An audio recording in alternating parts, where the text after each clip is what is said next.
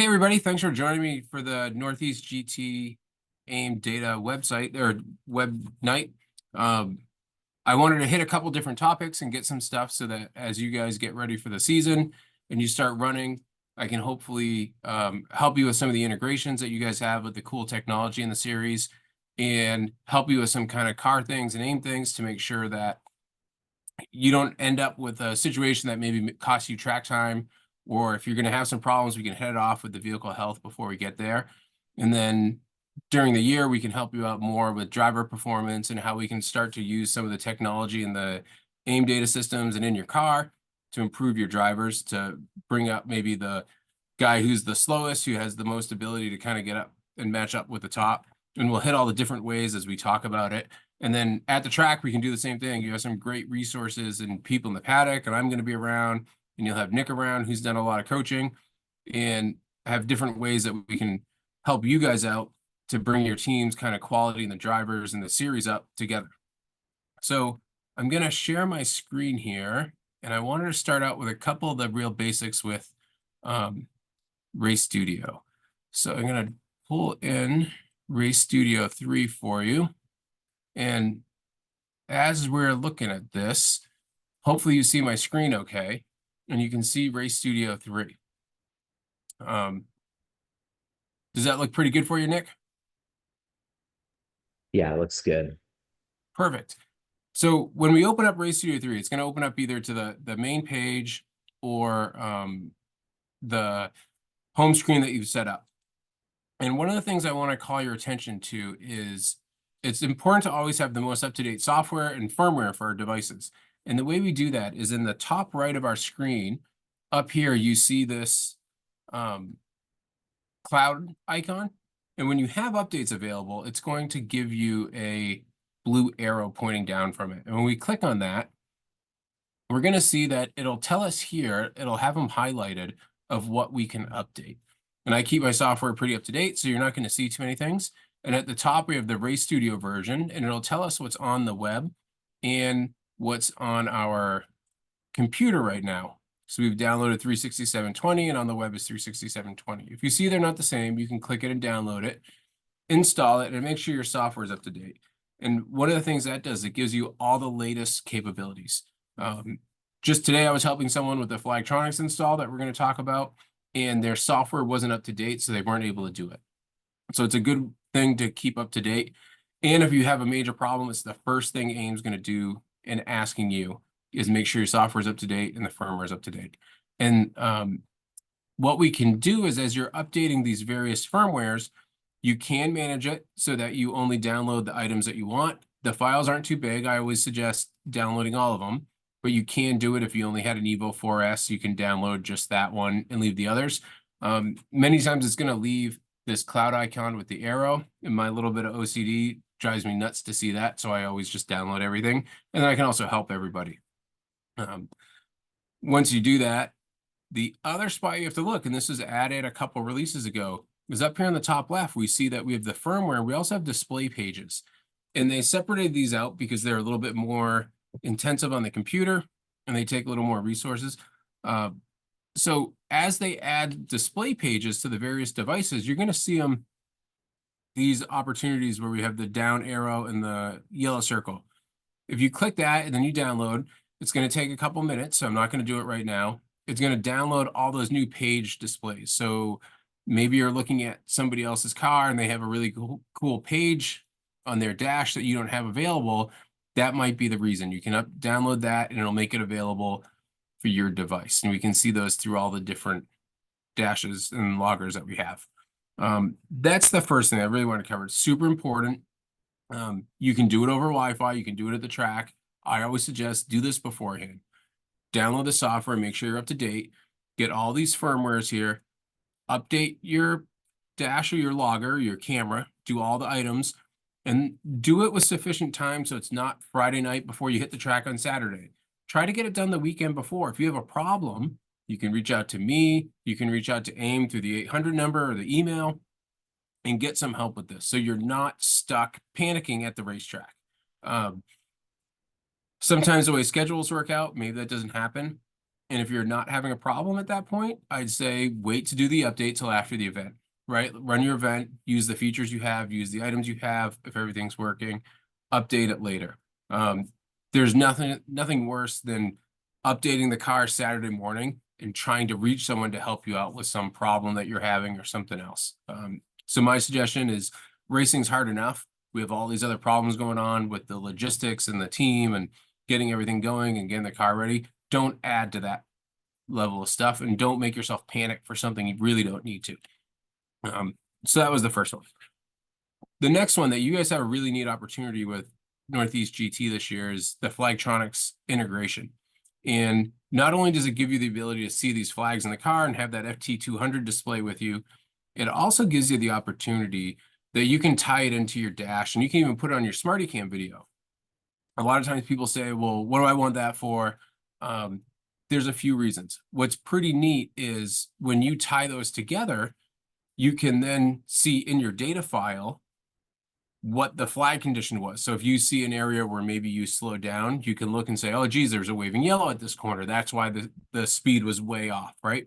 Or you can look at it and maybe there was a race compliance issue. The stewards call and they say, hey, you didn't slow down enough. And you can go, look, I totally backed out of the throttle. I hit the brakes. I was slowing.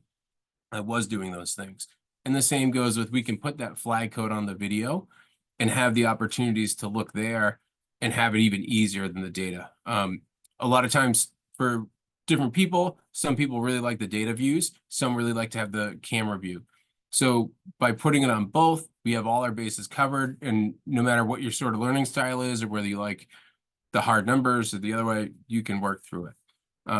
So at a high level, I'm going to show you the basics of how to do that.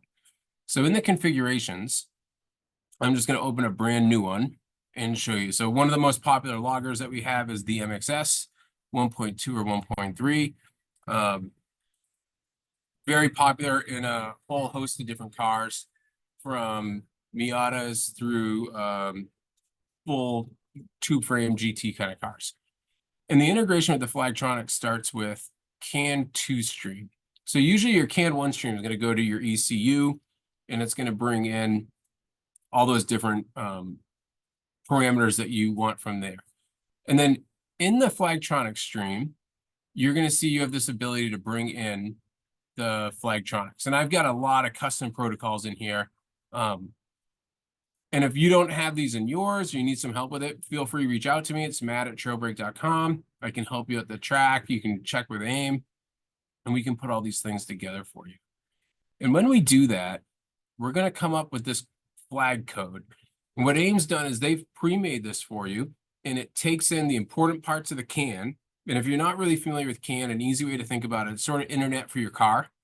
And it's a 2-wire connection. It brings the information in about those flags, and it makes it available that we can use. So if you just want to have the information of what flag was being shown while you were driving, super easy way to do it with this. We can also pull in the full protocol of the local flag, the displayed flag, all these different things. It gets a little more involved, and sometimes it's not what people want. So there's different ways to do it. This is one of the easy ways.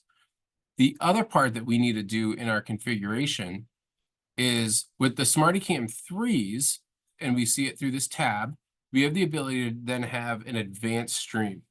And what's pretty neat with that advanced stream is we can send out any sensor, any information that we have from the car, we can send out and put it on our camera. So we're not limited to the 19 channels here. We can put flags on it. We could put suspension position. We could put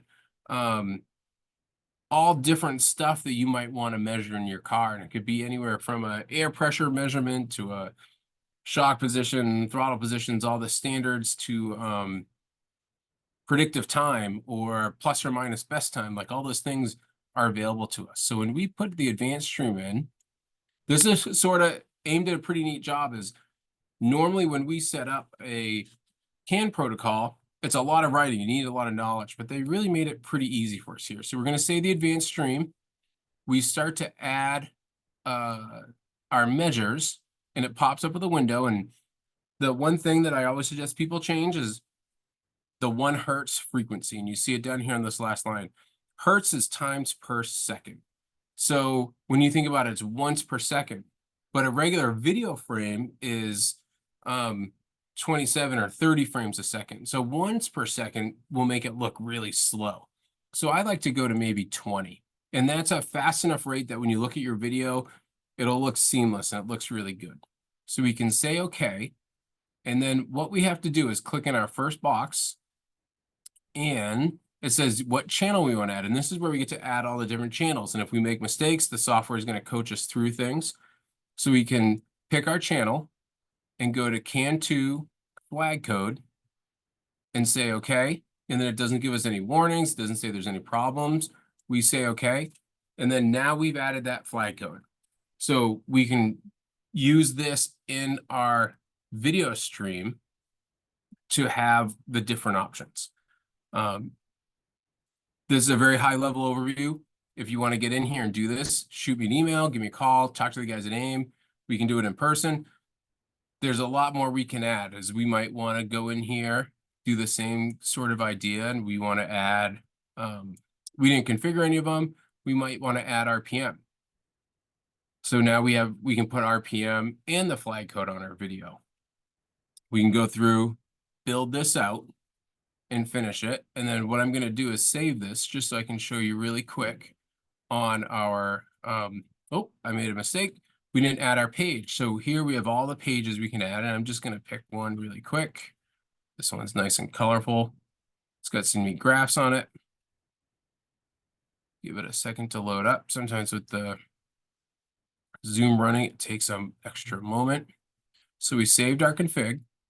We can hop over into our database configurations, and I'm going to make a new camera to go with this. So I'll scroll down, and one of the neat things is the basic settings, whether you have a SmartyCam 3 Sport, Dual, GP, or Corsa, the whole range, they all work the same in the configuration.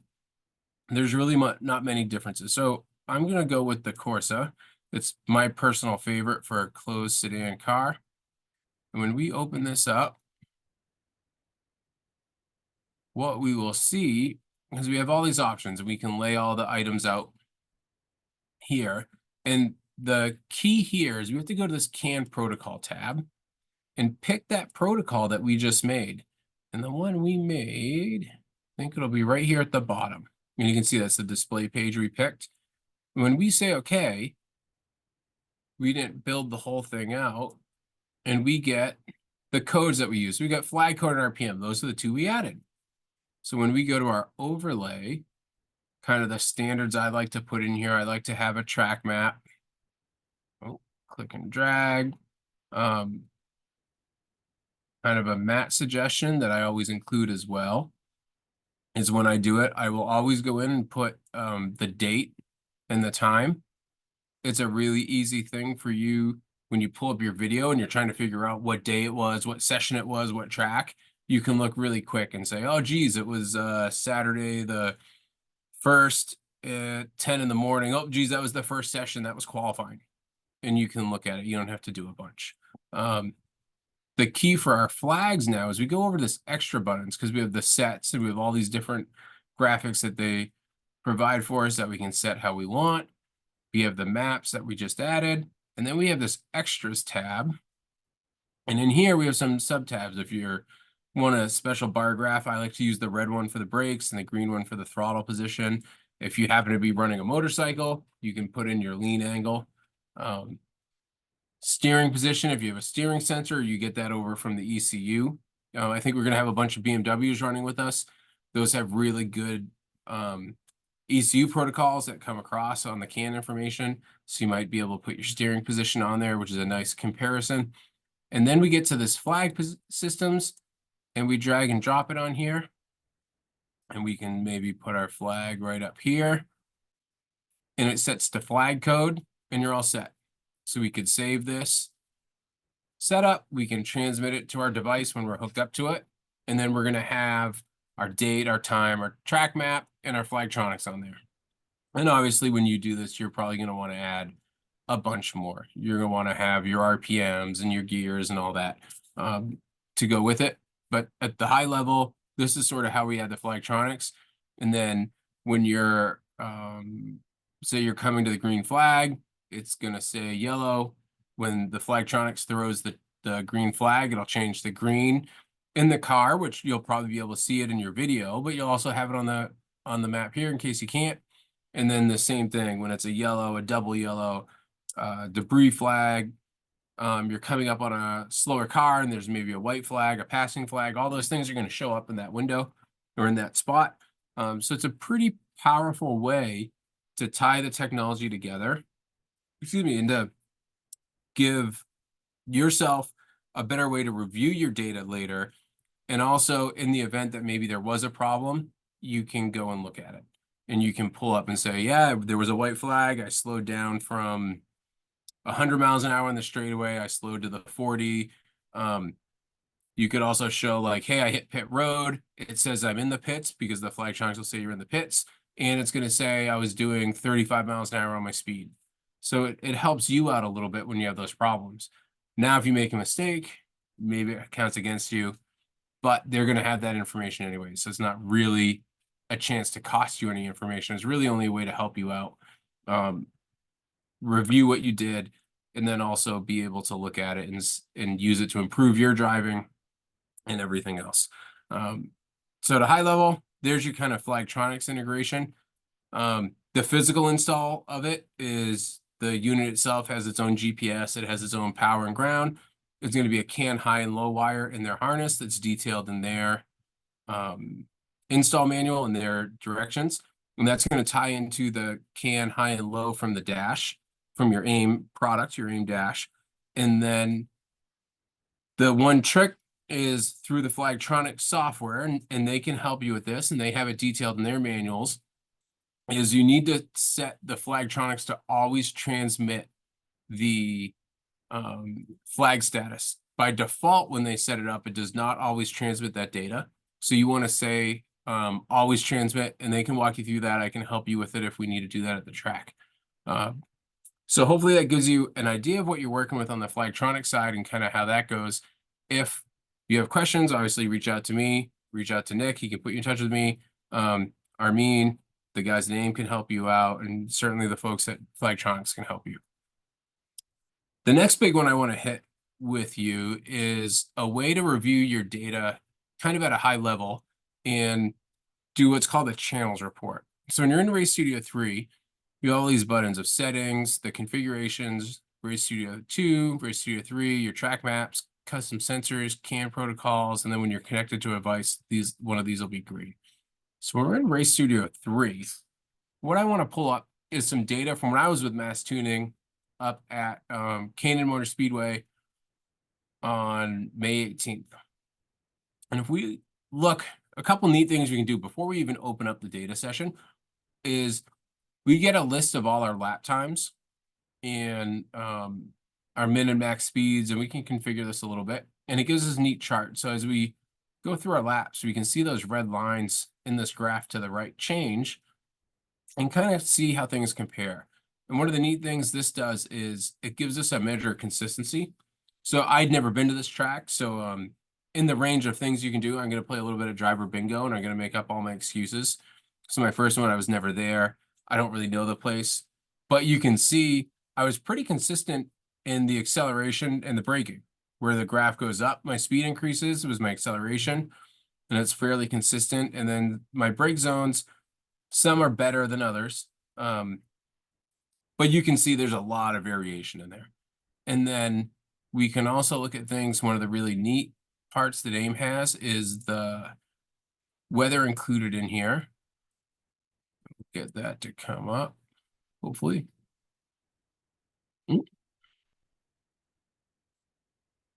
I don't know, Zoom is maybe causing me a little.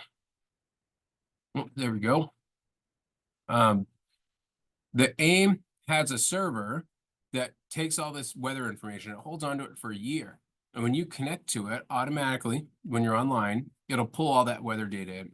But what's pretty neat about that is a year later, 3 years later, when you're looking at your data and you're trying to compare and go, geez, why was I so much faster that morning? Why was the car faster? Why was the car slower?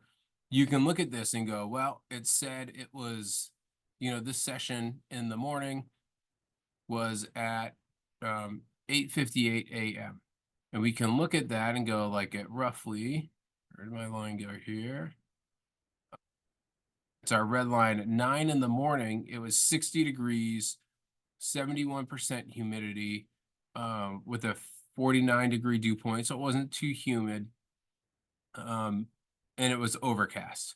So it gives you a way to look at this and go like, well, how did the day change? Maybe, right? We can click at a session later in that day and look at it and go, oh, geez, it warmed up to 62.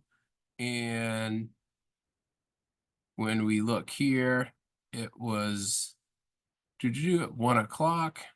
And we can see still overcast, right? But 100% clouds, and the humidity was up to 67%. So it gives us a way we can kind of look at that and jog our memory and give us some more of the why things changed. But if we open this session up, one of the neat things AIM added recently was a default profile for people. So if you've never used this software, if you're not super familiar with it, it's going to open up with some basic pages for you and tabs and ways to look at your software. And what's pretty neat as we're looking at this is it pulls up and we have all our channels here, and we have the two that are displayed. We can click this button and load in all of our channels. And you can see my car has a lot of channels, sort of a rolling test bed of everything that you could want to put on a car. Happy to send people data if you want to try to learn this and maybe you don't have a car yet. If you want to dig into it a little bit, see what a sensor gives you, all that sort of thing, just reach out. Happy to help you. And then what it gives us is called a time distance plot. And we have brake pressure, or actually this one, it's brake percent. It's a little trick I do in my car. We can click on brake pressure and pull that up. So we have our speed and our brake pressure. We have a track map on our right. What's pretty neat, when you have internet, it'll drop it right on top of that Google Earth map, and we can zoom in and see right where our driven line was. It's a really neat way to kind of see how the track flow goes, where people drive, a nice way to compare. We can drag and drop all this. A neat thing to be able to do, and it's a visual way that really helps a lot of people.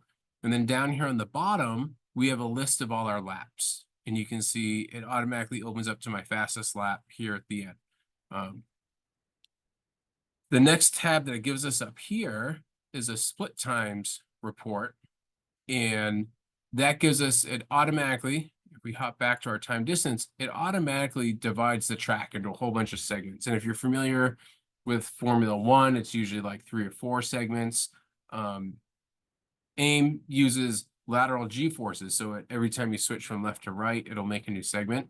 And it'll be a great session for another one that we can go over that. Or if you look up on YouTube, AIM has 174 videos right now of webinars and videos and all different things.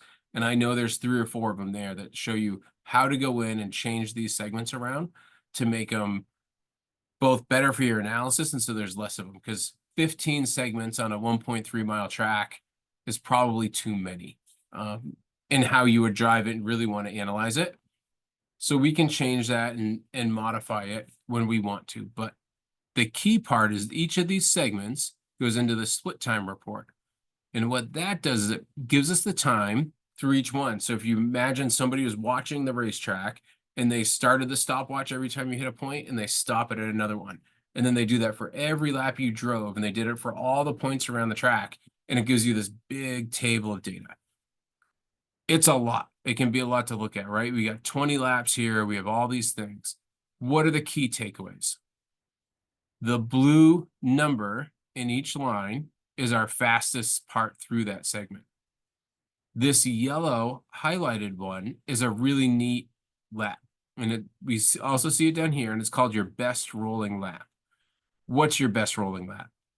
Your best rolling lap is a lap that you drove, you actually did it, but you didn't measure the stopwatch time necessarily from start finish.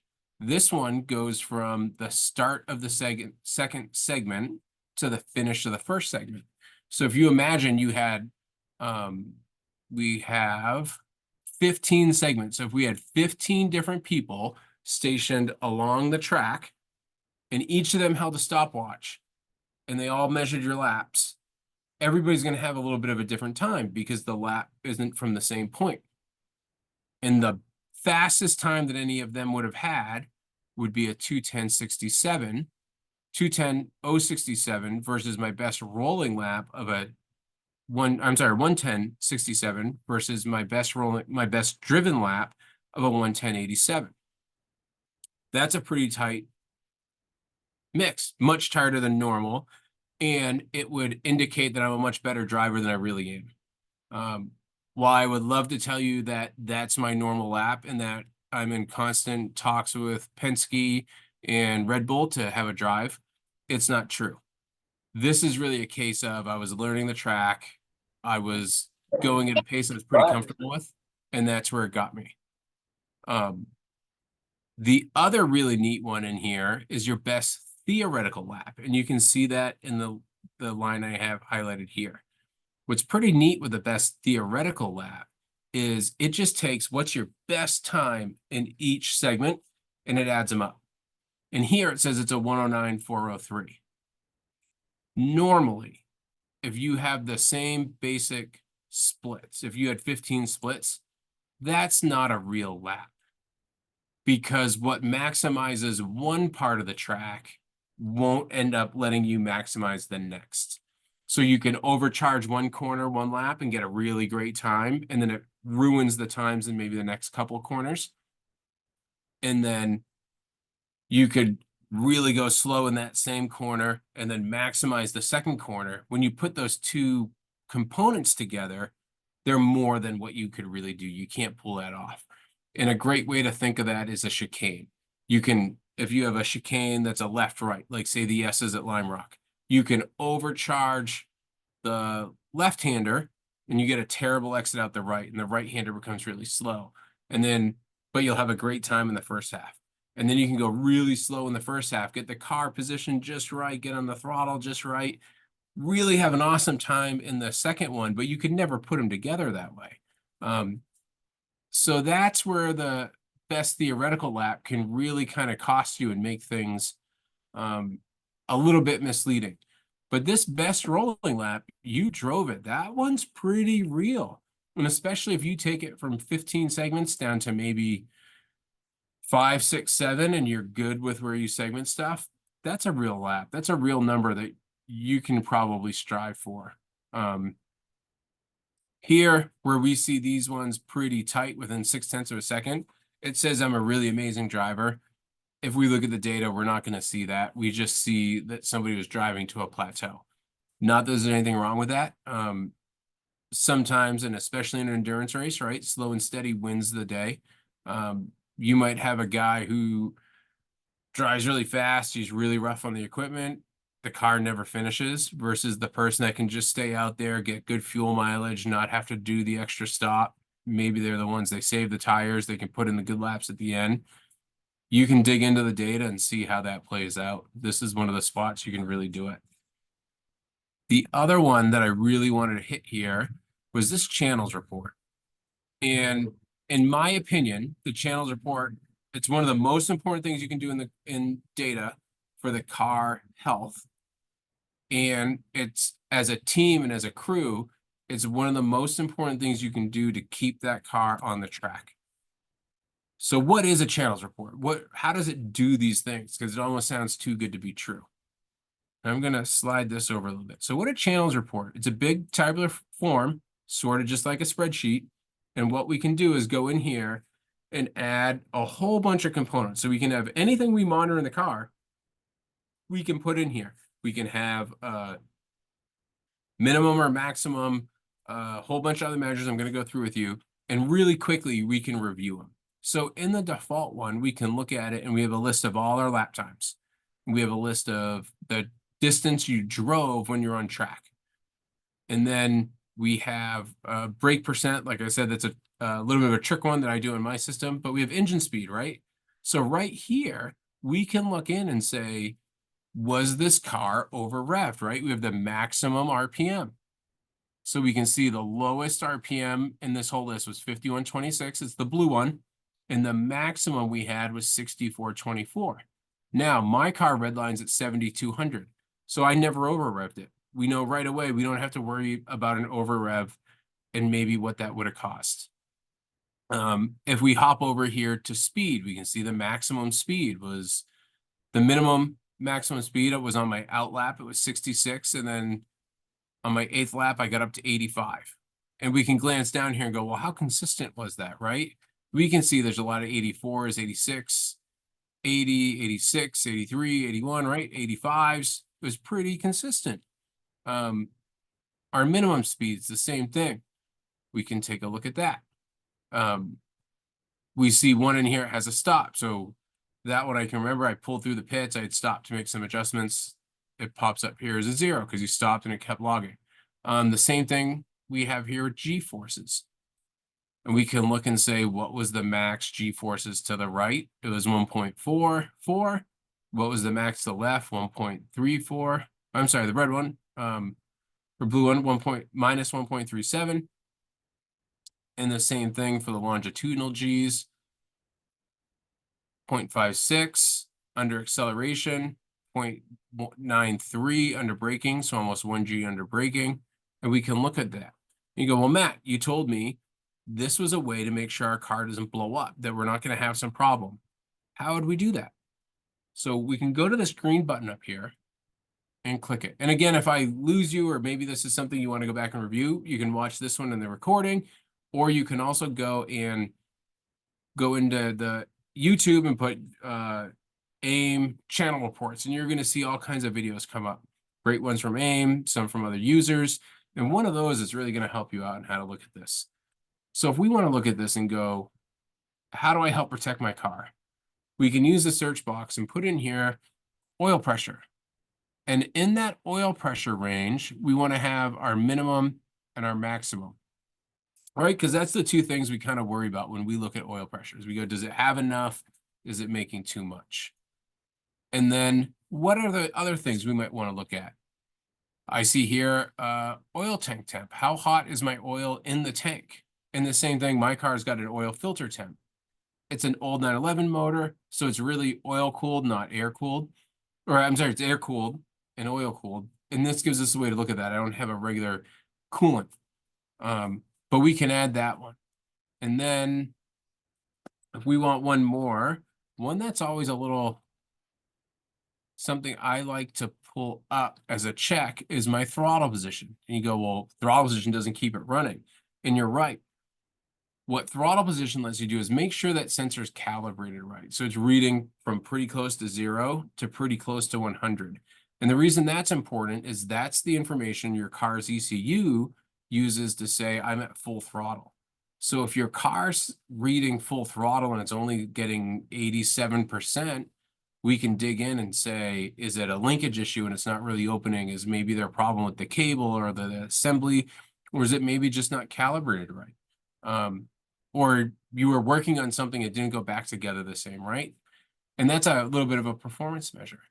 So when we hop back in here, let's go in and I'll show you another little trick is we can go into the trash can icon. We can remove some things. So let's remove that brake percent because we don't really care about that one. And let's remove this one. So now we got a set that's pretty good.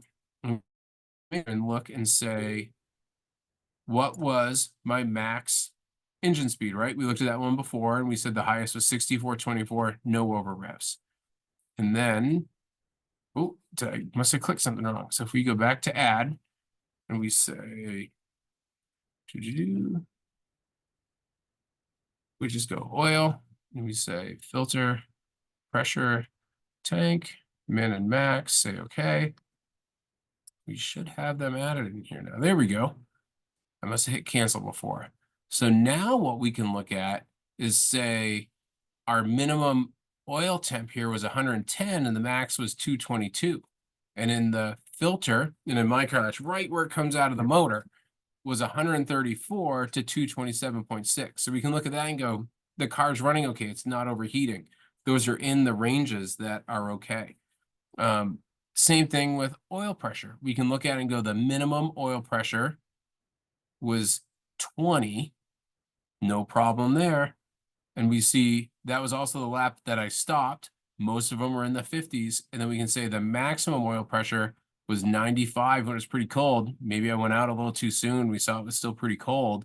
And then it kind of settled in the low, high oil pressure, right? Something you have to think about a little bit, was 75.5 pounds. So at, what did we see here? We can scroll back over. Looking at our high RPM of roughly 6,400, it still had 75 pounds of oil pressure. Tons, right? We don't have an oil pressure problem. The oil tank temps, we see it went from 76 to 196, never getting too warm. A good way to go through. And any important engine parameter that you have in your car, this is a great way to dig in and to really look at how the car's running and do you have a problem. Now, one that would make me a little curious, and we'd say the one, let's pick a lap, and we could say, this one, our oil pressure is a little bit higher. And why was it? It went from 53 there. So if we scroll across and we click this one, we can see we're looking at lap 12. One of the really neat things with Race Studio 3 is we can pull all these various things together and chart them out anywhere we want. So I'm going to turn on lap 12, and then I'm going to go in here and I'm going to search for my oil pressure. I'm going to pull that one. Type too much to the search. We're going to pull up oil pressure. And then oil pressure is really pretty dependent on RPM. So I'm going to look for RPM. I'm going to plot this one. I'm going to get rid of this brake pressure because we're not really investigating that anymore. And then the software is super configurable. And I'm going to shrink this map down. I'm going to make our graph just a little bit bigger for us and show us something kind of neat. Is everything's always dynamically linked. So we can look at it and go, where's our low oil pressure? We go, it's right here, right? And we can click that point and we see it's right at this point on this corner. And we can kind of scroll through and say, okay, we're going in on the brakes, probably we're slowing way down. Our oil pressure went to 54 pounds and we were at 3,200 RPM. No trouble there, right? We don't see any weird dropouts in the oil pressure. We don't see any really weird RPM things. We know it's pretty healthy. And we can also click on one of these measures and get the min and the max values to pop up. So we can see a blue line at our minimum and a red line at our maximum way over here. And the same thing if we do it on RPM. And if we want to get rid of those, we can click it and take those out. It's a pretty powerful thing. Neat way to look at everything. And then we say, well, geez, we were looking at this chart. I'm going to hop back over to our channel report. And if we look at one of these temperatures and we say maybe the oil filter temp, right? And it went from 110 all the way up to 227. Say, well, how did that progress? Was it running away? Was it going kind of easy? We have two ways to look at this. We can click on it in the graph and it'll give it, Race Studio 3 gives us this nice graph on the right and we can see how it went. The other thing we can do is use some of the controls that they give us. And without going too deep into everything, but to show you some of the power of Race Studio 3, we can unsnap our lap. So we're not going to be stuck to just one lap. We're going to be able to scroll this anywhere we want. And the next button over here zooms all the way out to all of our data. Now we have the whole session. So we can see our RPM through the whole thing, but it gets really busy. So I'm going to turn off engine speed here. We get rid of our RPM. And we have the speed, and we can see it goes up and down a whole bunch, and it's pretty busy. And we can see the same thing. Our oil pressure had a little bit of a trend across the whole thing coming down. That's really a case of the motor warming up and doing everything. But we can go in and put in our oil temp. So let's take our oil filter temp. Now we have a pretty neat graph, and we can look at this and go, from the beginning of the session, the oil temperature went from when we started in about 115 when I started rolling, and it came up and up and up and up. And in here, it kind of stabilized, and we saw it sat right around 220, 225. And it's a great way to look at this and say, was something running away out of control, or was it kind of coming up and then stabilizing? So a nice way for you to be able to check things out, and you can look at your coolant temp and make sure that's not running away. You can make sure you don't have an oil pressure issue that starts going down. Another one that catches a lot of people out is if we look at fuel pressure and we add our fuel pressure in here, what we will often see is if you have maybe a fuel pump that's going bad, you have a dirty fuel filter. One of the ones that can happen a lot of times in the spring for people, if you maybe have older fuel cell foam, it will start to disintegrate, or maybe you have a really old cell and the ethanol in the gas or something is breaking it down. You'll see over the course of a run, this fuel pressure start to go down. And checking it after every session like this is a really easy way to make sure you're not having a fuel pump problem or anything else. Another great one you can put in here, and certainly in the channels report, if we hop back to it, is add voltage. And I have a ECU in my 914. So I like to track the voltage to the dash, that's this external voltage, and the voltage to the ECU. So you know that both of these key components are seeing what they should. We're going to add our minimum and our maximum. And we can hop in here, slide on over, and we can look at it and say, okay, I didn't have any reports on the EC voltage. So now I can look at it and go, hey, maybe there's a problem with my configuration. It's not getting that because it's all zeros, and obviously the car is running. But we can see the voltage to the dash was always 13.3 to 13.6, right? This charging system's working great. The battery's working great.